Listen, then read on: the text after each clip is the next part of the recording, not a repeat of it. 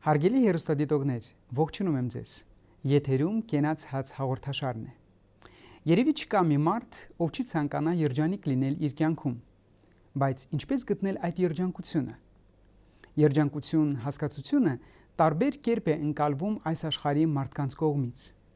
Ոմանց համար երջանկությունը նյութական բան է, ուրիշների համար երջանկությունը որոշակի մարդ է, կամ նրանք իրենց աշխատանքն են համարում որպես երջանկություն։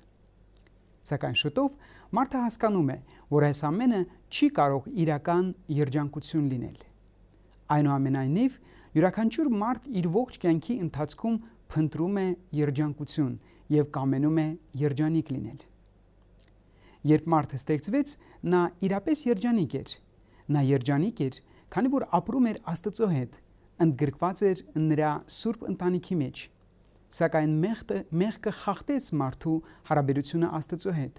եւ հաղորդակցությունը կտրվեց Աստծո հետ։ Ինչ երջանկություն էր դա Աստծո ընտանիքի մեջ։ Այս երջանկությունը Աստծո հետ հաղորդակցության երջանկությունն էր, բայց ավաղ մեղքը գողացավ այդ երջանկությունը։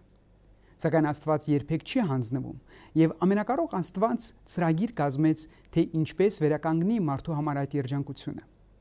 Մարդու երջանկությունը վերականգնելու համար Աստված պետք է կազմեր մի ծրագիր, որ կոչվում է փրկության ծրագիր։ Աբրահամի միջոցով, որին նա ընտրեց, նա առաջ բերեց իր ժողովրդին, Իսրայել ժողովուրդը,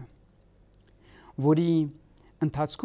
պատմության ընթացքում բնակվեց նրանց մեջ եւ դրեց իր խորանը։ Սակայն Աստված շարունակեց իրականացնել իր ծրագիրը եւ ուղարկեց իր միածին որդուն Հիսուս Քրիստոսին, որը եկավ Իսրայել ժողովրդի մեջ, որպեսզի վերադարձնի մարդուն Աստծո ընտանիքի մեջ։ Աստծո ժողովուրդը չճանաչեց իր Մեսիային եւ խաչեց մեր Տիրոջ Հիսուս Քրիստոսին։ Սակայն այսպես Աստծո փրկության ծրագիրը իրականացավ, որպեսզի մարդուն վերադարձնի Եդեմական պարտեզի կորցրած երջանկությունը։ Քրիստոսը մեռավ հանուն մեղավորի եւ հարություն առավ նրա արդարության համար եւ որպեսզի վերականգնի նրա հարաբերությունը Աստծո հետ։ Եթե մի քիչ էլ մտածենք, խորանանք, մենք կտեսնենք, թե որքան հոգատար է Աստված, որ արեց ամեն ինչ, որպեսզի մարդը երջանիկ լինի։ Մարդը պարզապես չի կարող ապրել առանց Աստծո, առանց հաղորդակցության Աստծո հետ։ Եվ մարդը այն ժամանակ է երջանիկ դառնում, երբ որ վերադառնում է Աստծուն, վերականգնում է իր հարաբերությունը Աստծո հետ։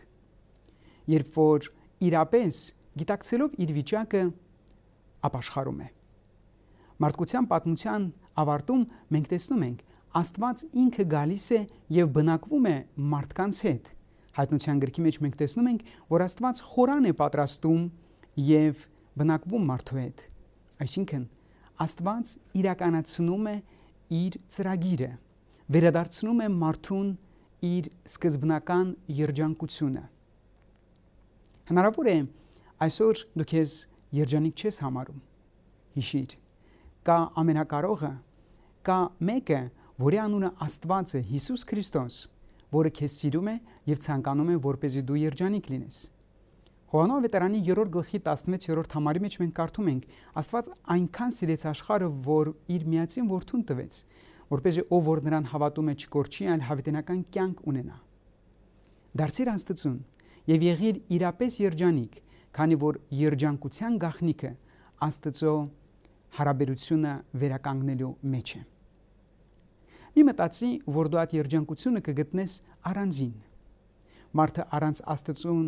ապրելով իր հոգու մեջ վակուում է առաջանում, այսինքն դատարկություն, եւ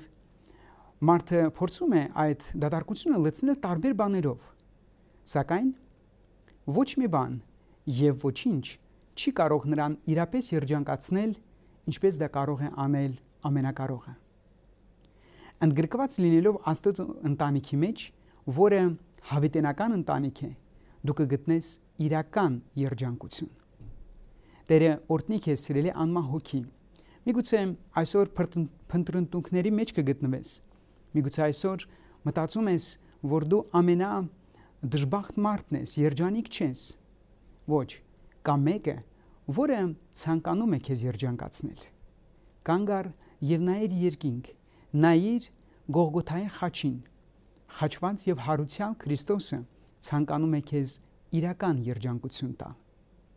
Ուղղակի քայլ արա դեպի Աստված։ Մարդը